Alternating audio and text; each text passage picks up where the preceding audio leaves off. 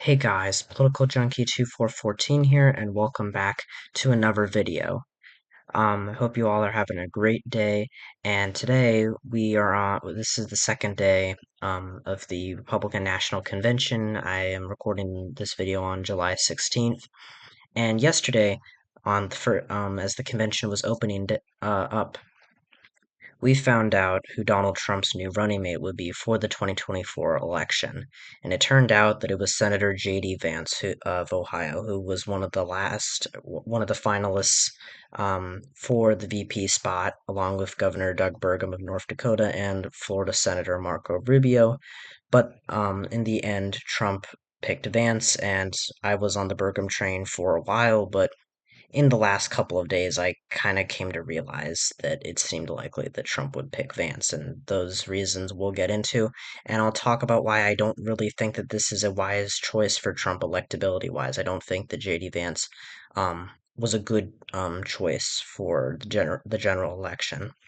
So, um, yeah, before I get into why I think that Trump shouldn't have picked Vance, let's talk about who he actually is. So, as I said, he is the junior senator from the state of Ohio who was elected less than 2 years ago in 2022. He replaced retiring Republican Senator Rob Portman, who is more of a moderate centrist voice in the United States Senate. Vance beat Tim Ryan by 6 points in a highly watched election. I was paying particular attention to it. If you were watching my channel 2 years ago, you know that I talked a lot about this race and a lot of as it was one of the more competitive Senate elections. Not as competitive as, say, Georgia or Arizona or Nevada or even Pennsylvania. But it was one that was in contention. And Vance ultimately ended up winning, which was not a surprise. But he didn't, we'll talk about his victory, but he has kind of undergone in the last 8 years since Donald Trump's initial election in 2016.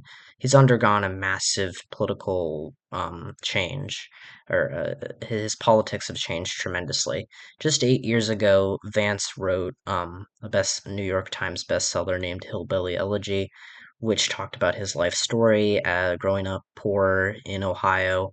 It really seemed to capitalize on opening some people's eyes to the struggles of blue collar families in that region. And at the time, Vance, when asked about Donald Trump, who did very well with white working class voters in 2016, he called Trump America's Hitler. He said that he and his supporters were stupid. He was very vehemently anti-Trump. He even called himself a never Trump guy. But according to Vance, Trump won him over during his presidency, and he has since warmed up to the former president.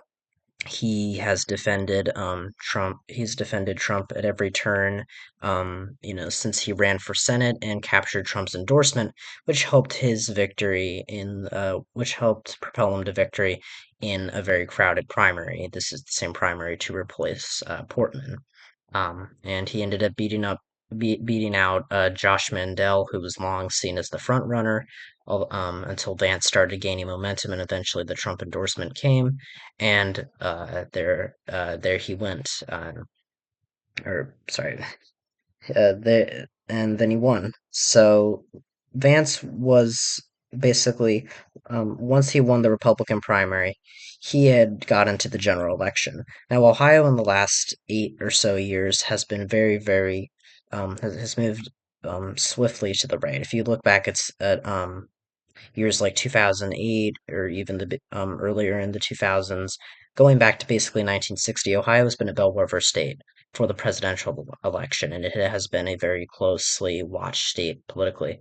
But when Trump came on the scene in 2016, he won Ohio by 8 points against Hillary Clinton. It was a very strong margin. It was larger than expected, and it was a sign of Trump's. It was one of the states in the Rust Belt where Trump universally did very well in the Rust Belt and in Ohio specifically because Obama had won the state by just around 4 points a couple of years prior, 3 points. I'm not exactly sure. which one, but it doesn't matter. He swung the state heavily to the right. But going into 2020, the polls were very, very high on Biden, very low on Trump. In Ohio, it was a dead heat going into election day.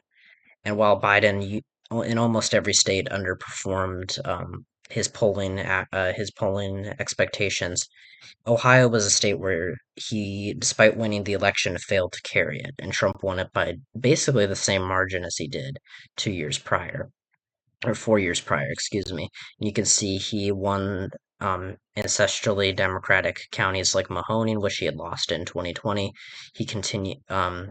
Some of these counties here in northeastern Ohio, like Ashtabula, Beulah, Trumbull, Portage, and Summit. These used to be much more Democratic counties. Um, and you can see in just the general white working class areas here, Trump was really gaining momentum, and it was an area that Democrats were losing ground in. But then you go to 2022, and you can see that Tim Ryan lost, but it was not necessarily an easy victory for JD Vance, to put it lightly. He underperformed by 2 points. You can see that he won by 6 points. But if you look back at the polling here, for a long time, Tim Ryan was leading in this race.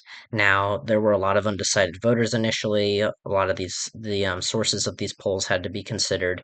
Um, and I never really bought into the idea that Tim Ryan was going to win, and there were a lot of people who didn't. But we were convinced that this race was going to be more competitive than we thought. And so what happened? Well, Democrats ended up winning the Senate holding on to the Senate majority overall in 2022. And I think a part of that was the fact that Senate Republicans ended up having to spend money to defend Ohio, which they didn't expect to be such a competitive race, which drew their attention away from states that ended up being closer, like Arizona, Nevada, Georgia, Pennsylvania, um, you name it, New Hampshire. And it ended up costing them resources that could have been used to win some of those states, which were all won by Democratic Senate candidates. And so while Vance started to pull away in the polls and the polls became more realistic, you can see that up until the last couple weeks of October, Tim Ryan was still largely in contention, and Vance's polling here, contrary to 2020, was showing him pretty comfortably ahead, contrary to Trump in 2020. And so what happened here was interesting. I think we saw Vance kind of underperform the polls, which is unusual for Ohio since they underestimated Trump in 2016 and 2020. So that's an interesting note on that. We'll talk about that in another video, probably my Senate election update video. But regardless, Tim Ryan did pretty well, all things considered. He was a congressman for 20 years who was running in an open race against a pretty weak candidate. And Vance, believe me, has his scandals. He's said that he has made some controversial statements like women should stay in violent marriages, that abortion is murder, a lot of far right rhetoric that did not sit well with a lot of people, and I don't think will sit well on a national stage, and especially not in a debate with Vice President Harris. But overall, the general takeaway here, JD Vance did not perform very well in his Senate election.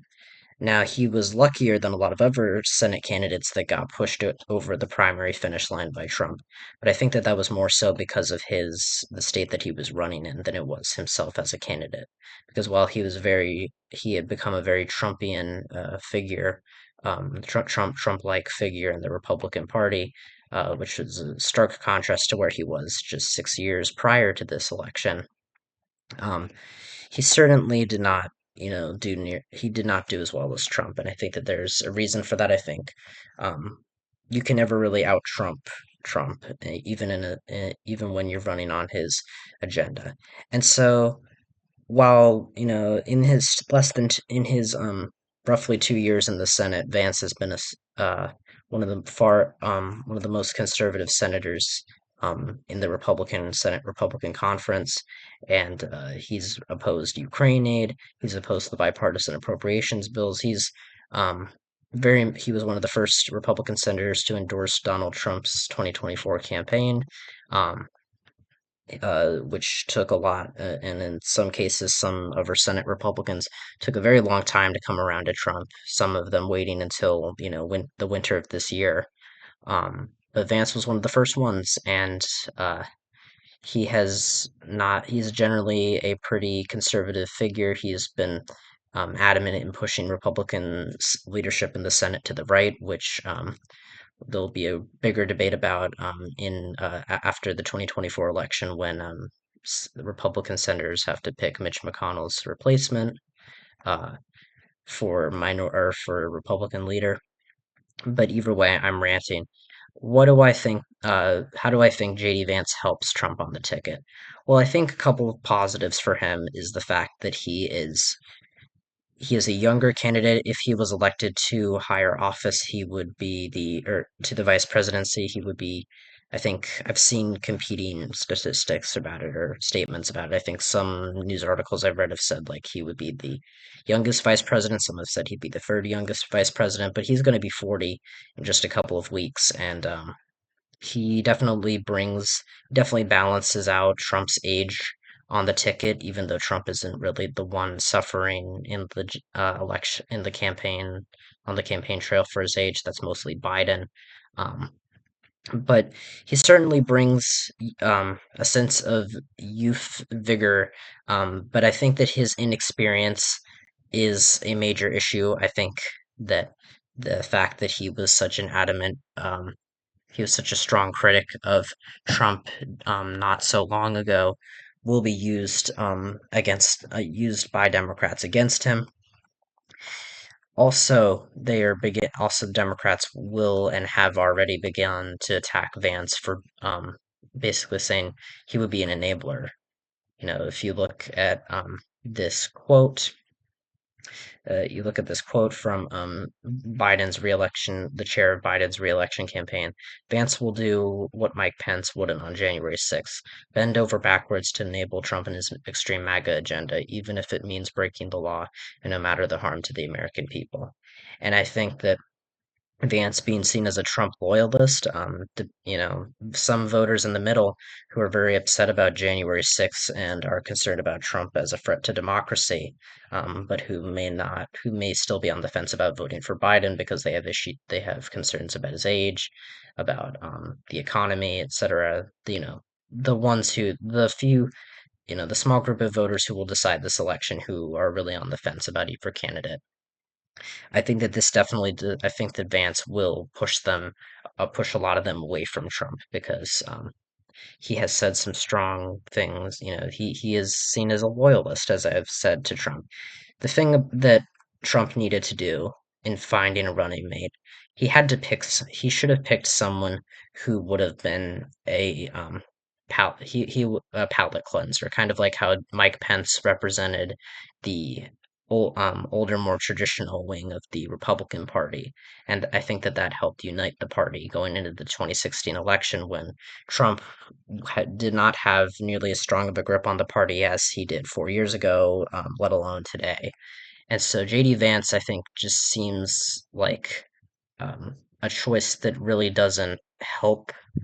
It was more for, I think Trump made it more from a loyalty perspective because he did not want to pick someone like Marco Rubio or who first of all would have had several residency problems in trying to become a VP, but also someone as since Rubio was someone who had run against Trump in 2016, had a very had a very um, heated battle with him, has who has since Rubio has since come around, and Trump was considering him for VP up until a couple of days ago. But at the end of the day, I think it makes sense why he would pick someone like Vance because Trump also loves you know to pick someone to change someone's mind. You can see how if you look back to 2022, when Carrie Lake was running for governor of Arizona, she had not been she had been a strong critic of Trump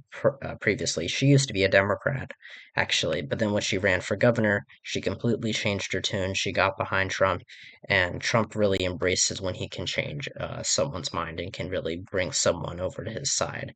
And I think that that was part of the reason why he picked Vance. Um, but just from an objective standpoint, I know I'm kind of rambling here. I think that Trump should have picked someone like Tim Scott, who, while he has his own he would have had to deal with his own controversial statements on abortion. I think would have represented something different. I think that, you know, the Republicans could go ahead and say, "Oh, we picked, a black running mate." You know, the only black Republican in the Senate to be Trump's running mate. We picked someone who is, a decent speaker. I know Scott didn't do well at those Republican presidential debates, but I've seen him speak in other interviews, and he does a lot better than that. And I think someone like Marco Rubio would have helped with Latinos. I think that he was seen as an old figure he's a figure of the old Republican Party. Um, given him being a member of the Tea Party, being someone who was seen as I mean, he was a serious contender for the for the Republican nomination in 2016, but his plans kind of got sidelined because of Trump, of losing to him. And I think that either of those would have been phenomenal picks. I think if Trump could have gotten to pick someone like Nikki Haley, who has who inspired a lot of more moderate Republicans, McCain Republicans, Reagan Republicans to vote for her, people who are traditionally conservative but are fed up with Trump and fed up with his sort of rhetoric. If Trump could have picked her, he could have really united the party, and I think Haley would have been an outstanding choice. But it became very obvious from the moment Haley dropped out, and even before then, that Trump was not going to pick her for VP. There was still like a 1% chance of it happening up until, we found out that she wasn't attending the convention, but of course I wasn't betting on that. Trump values loyalty above all else. I think that's why Vance has been Vance will be the vice presidential nominee, and I don't think that he's going to do well in a debate with Vice President Harris. Now, I don't think the debates necessarily matter as much. I think that Kamala Harris is a very skilled debater. I think Vance will not bomb it, but I think that it's the vice presidential debate is going to be better for the Democrats than the first presidential debate was. I'll just say that, and I think a lot of people would agree with me there. Um, so overall, I think I've kind of gotten my points, out there. JD Vance, not the right pick. I think Doug Burgum, even though he's from a Republican-ish state, from a safe red state, wouldn't have been as good. Marco Rubio would have been great, but there were issues with the residents, with him having to move out of Florida and resign from the Senate to join the ticket.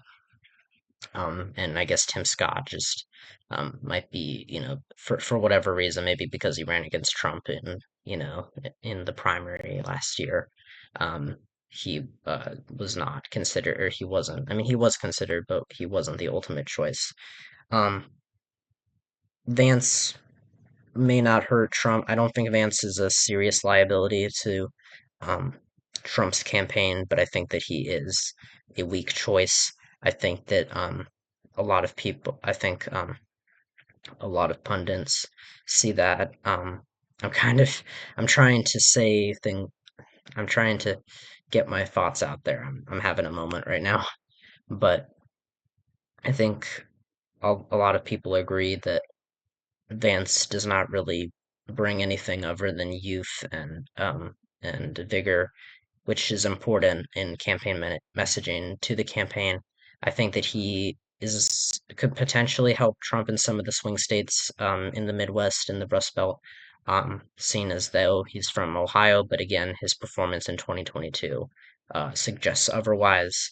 I don't think it's not a perfect science to use his one Senate election as the end all be all is the only proof for why Vance could be a benefit or could be a detriment to Trump's campaign. But I just think um, he's not really anything to contrast. He's not really anything to balance the ticket. He just kind of I think he's going to be a liability because Republicans because Democrats are going to attack him on his past um, comments on Trump and his sudden shift to the right and his his agenda in the Senate and his voting record. I think that that's all going to be something that comes back to choose Trump, and I think it'll make it easier for the Democrats and Biden to um, paint Trump as an extremist. So yeah, let me know what you guys think. Sorry for the kind of jumbled mess. It just takes a while when it takes obscenely long for me to piece together scripts for these videos, so I just prefer to get out there and do it. What do you think about JD Vance as a running mate? Do you think that he's decent? Do you think he's a decent choice? Do you think he's a horrible choice? Are you kind of with me where I think he's a pretty bad choice, but he has a couple decent qualities. Let me know, and you know, if you like the video, subscribe, hit the like button, subscribe to the channel if you haven't already. Check out some of my other 2024 election related content, and thanks for watching, and I'll see you guys next time when I talk about all things politics. See ya.